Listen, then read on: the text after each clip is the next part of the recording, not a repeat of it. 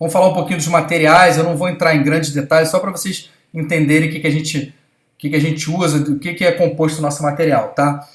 Então, a gente usa sempre um introdutor, né? Tem um dilatador, tem um guia, que a gente passa e agulha, né? A gente punciona, passa o guia e passa o introdutor da mesma forma que é feita uma punção venosa profunda, né? Um acesso venoso central. É a mesma coisa, só que o nosso é arterial, na maioria das vezes, para fazer o cateterismo esquerdo, né? Os introdutores, o calibre deles é medido em French, assim como os catéteres venosos, né? Muita gente não presta atenção, mas catéter lá, duplo lumen, triplo lumen, tem lá o calibre do introdutor em French. Isso é mais importante para a gente porque, como o nosso acesso é arterial, então a gente tenta sempre trabalhar com o menor introdutor possível, porque o nosso risco de complicação é diretamente proporcional ao tamanho do introdutor, porque o acesso é arterial, você tem a pressão ali arterial, então o risco de complicação é muito maior do que um acesso venoso. Tá? Então, só por curiosidade, o calibre é medido em frente, cada frente tem 0,33 milímetros. A gente começa aqui em 3 frentes, vai até 34 frentes aqui nessa tabela. Geralmente a gente usa 5 frentes no exame diagnóstico e no terapêutico, angioplastia, a gente usa 6 frentes para a grande maioria dos casos, 7 frentes para alguns casos mais específicos e 8 frentes raramente a gente usa atualmente. Mas só para ter uma ideia, a TAV, né, que a gente fez, teve um pessoal que acompanhou a última que a gente fez aí, o introdutor da TAV ele é 14 frentes, a diferença. Já foi 18, atualmente ele é 14 frentes. Então também a indústria está sempre tentando reduzir o tamanho dos dispositivos, porque é exatamente isso, né? Quanto maior o dispositivo, maior o risco de complicação vascular. Tá? Só por curiosidade, né, tem um código universal de cores, né, para o tamanho do introdutor. Então, em qualquer lugar do mundo, o introdutor 5 frente ele vai ser cinza. O introdutor 6 frente ele vai ser verde, o 7 frente vai ser laranja. De qualquer marca, em qualquer lugar que você for, vai ser assim, para você só de olhar saber qual é o tamanho daquele introdutor. Tá? Além dos introdutores, a gente usa guias para subir o catéter na aorta, né, na ilíaca ou no braço até a raiz da aorta. Guias 0,35 são guias mais calibrosos, né? Os guias eles são medidos o calibre em polegadas, né? Então é 0,035 polegadas. E a gente usa também guias para cruzar as lesões, para fazer angioplastia, como está mostrando aqui no vídeo, né? É um guia para subir o catéter, incluiu o catéter na coronária, é o outro guia para fazer angioplastia, que é o 0,014, que é um guia muito mais fino. Tá? Balões, a gente puncionou, usou o introdutor, subiu com o catéter através do guia e a gente faz a angioplastia com balão e depois eu vou falar dos stents. Tá? Então, essa imagem aqui é clássica do Andreas Grutzi, que fez a primeira angioplastia coronariana em 1977, e de lá para cá a coisa evoluiu muito. A angioplastia que ele fez, tem a imagem aqui, foi uma angioplastia só com balão, não existia stent. É uma coisa aí que tem mais ou menos metade desse tempo, 20 anos mais ou menos, tá? Então a angioplastia inicialmente era feita com balão, insuflava o balão lá, via como é que ficou, se dissecou, fechou, mandava para cirurgia. Você não tinha a segurança que a gente tem hoje com o stent, tá? Então o balão, 5 a 10% fazia oclusão aguda, dissecava e fechava, e a restenose era muito alta, em torno de 40 a 50%. Por isso que dos balões a gente evoluiu para o stent. A gente não fala mais em angioplastia convencional hoje em dia. A angioplastia coronariana é igual a stent. As angioplastias periféricas que a vascular faz, ainda você tem muita angioplastia só com balão. Pelo tamanho, né? Tem região de dobra, então nem em todo lugar você pode colocar stent. Mas angioplastia coronariana é sinônimo de stent. Tá? Qual foi a grande vantagem do stent? Ó, com o balão aqui em verde, você tinha 40% de restenose. Né? Você fazia angioplastia, o paciente 6 meses voltava com dor no peito, você repetia o CAT, estava lá a mesma lesão que você tinha tratado, tinha que dilatar de novo. Com o stent, isso aqui caiu pela metade, de 40 para 19. Mas 19, né, para os padrões atuais, ainda é muita coisa. Hoje em dia a gente tem uma restenose angiográfica menos de... Assim, restenose clínica menos de 5%, angiográfica menos de 10%, aí, tratando lesões muito mais complexas do que se tratava na época que só tinha balão. Tá? Então, mesmo com os stents convencionais, que a gente chamava, né, os iniciais, 1 em cada 5 pacientes, né, 20%, voltava também com restenose. Né? Tinha que fazer uma nova intervenção por reobstrução dentro do stent. Daí que apareceram os stents farmacológicos, que a gente usa hoje.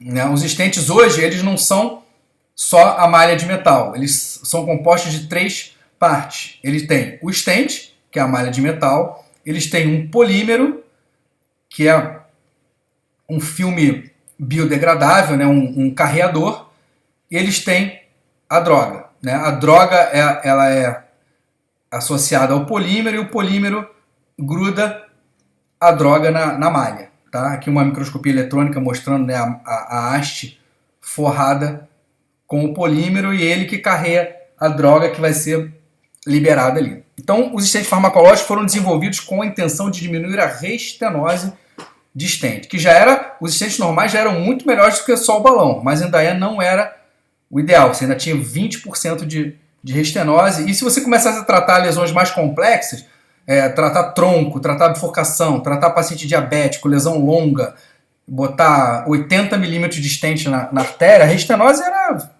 50%, 80%, entendeu? Você não podia tratar certos tipos de lesões com stent convencional. Com os stents farmacológicos, a gente já pode tratar praticamente qualquer tipo de lesão coronariana, que seja onde você consiga descer o stent. Né? Não é porque o stent vai restenosar que você não vai tratar aquela lesão. Tá? Então, com os stents farmacológicos, inicialmente foi uma febre isso, que acabou a restenose, você foi para zero nos primeiros estudos, né, comparado de 26% para zero. A gente viu que isso aí, na verdade, não era como tudo em medicina, né, nada é perfeito, a restenose não é zero, foi como eu falei, ela fica ali em torno de 5% nas lesões mais fáceis, mas pode subir quando você começa a tratar tronco, tratar paciente diabético, tratar lesões mais complexas, você vai para 10%, 15% de restenose. Mas os stents farmacológicos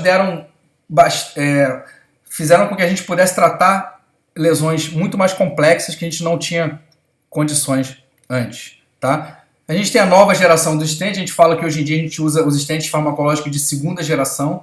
Os representantes principais são o Resolute Onyx, da Medtronic, e o Zyence, da Abbott, que são os stents aí mais conhecidos. E esses stents novos eles têm melhor navegabilidade, eles têm uma taxa baixa de trombose, que foi outro problema que a gente teve com a primeira geração de stents, era relacionado ao polímero. Não vou entrar em grandes detalhes, mas era isso. Os stents farmacológicos eles reduziram a restenose, mas eles tinham uma taxa de trombose aguda, né, coágulo dentro do stent, maior. Isso foi praticamente resolvido com esses stents de segunda geração, que eles têm um polímero biodegradável e eles praticamente não trombosam mais. O André e a Natália aí podem falar isso, né? Eles veem também na prática, a gente não tem mais praticamente trombose de stent, né? A gente trata de tudo que é lesão. Explica para eles, Léo, exatamente assim, qual a diferença de trombose e restenose. Eu não sei se todo mundo tem esse conceito na cabeça. Eu vou lá na frente eu vou falar um pouquinho mais disso aí, porque realmente isso aí confunde muito. Estou aqui, deixa. Vou passar um pouquinho mais rápido aqui, que a gente vai falar de angioplastia, né? Como eu falei, a gente usa um catéter guia. Como é que é o passo a passo, né? Punção, sobe o catéter guia, encunha na coronária. Só para a gente saber, pessoal, o catéter guia, ó, guiding catheter. O catéter que a gente usa para fazer angioplastia é completamente diferente do catéter que a gente usa para fazer o cateterismo diagnóstico. Tem catéter diagnóstico e o catéter guia, que ele é feito especialmente para passar o material por dentro dele. Tá? Ele tem a parede mais fina, porque por fora ele tem o mesmo calibre, mas por dentro ele tem um lumen muito maior. O catéter é muito mais refinado do que o catéter diagnóstico. Então, fio 0,14, passamos aqui o fio 0,14 na coronária, dilatamos a lesão com balão,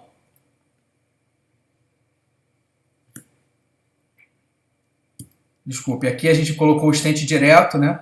A gente pode botar o stent direto ou fazer uma pré-dilatação com balão e a pós-dilatação, que geralmente a gente faz para acertar o stent, tá?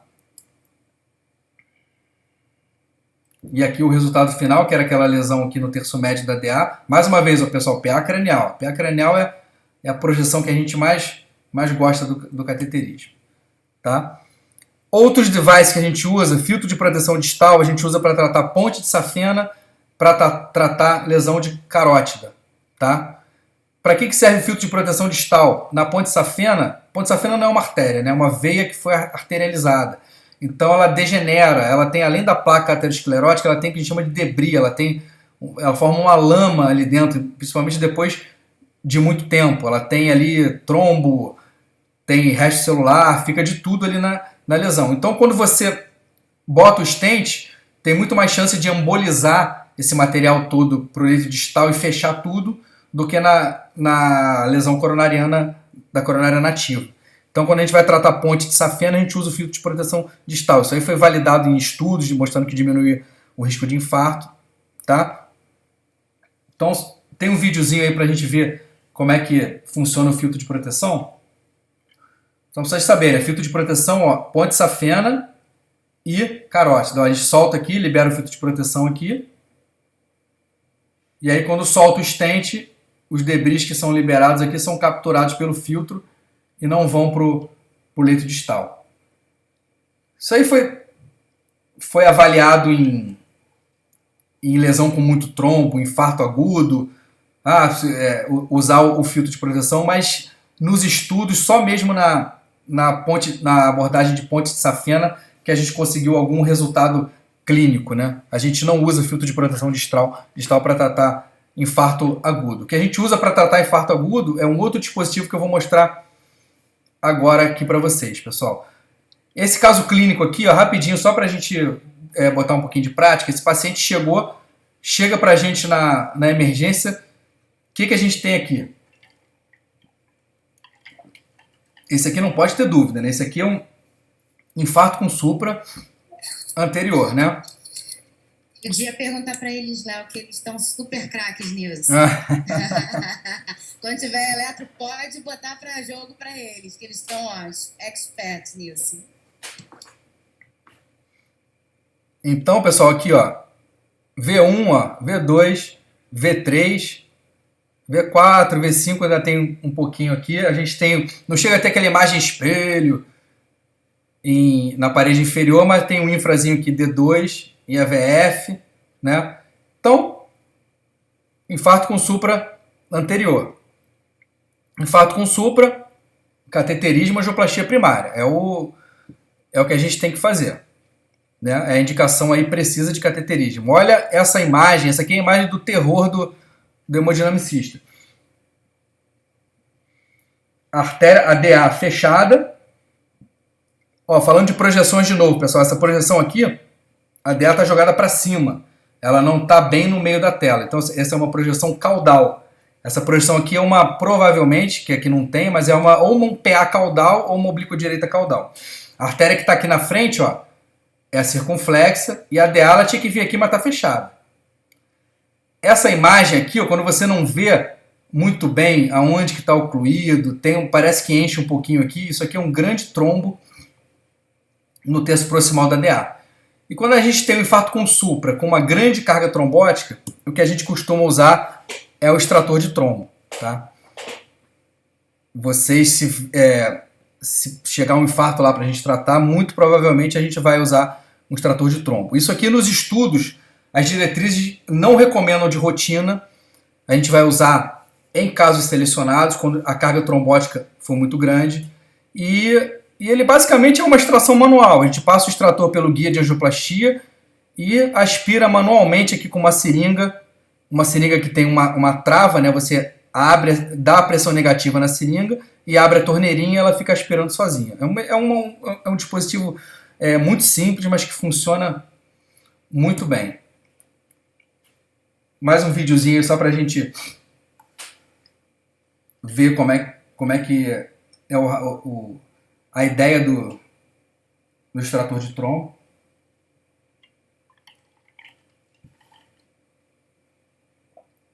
Você passa o extrator e aí dá a pressão negativa e quando você puxa, ele vai aspirando todo o trombo. E vai tudo para dentro da seringa, depois a gente joga numa cestinha para a gente ver se saiu o trombo ou não. E aí depois você vem com o stent e já trata a artéria já sem trombo. Por que isso, pessoal? Porque o trombo ele atrapalha muito o tratamento da lesão. Às vezes a gente trata a lesão, mas o trombo ele pode embolizar e fechar tudo para baixo. Entendeu? Então o ideal é que a gente tente diminuir ao máximo a carga trombótica da lesão antes de colocar o stent, tá?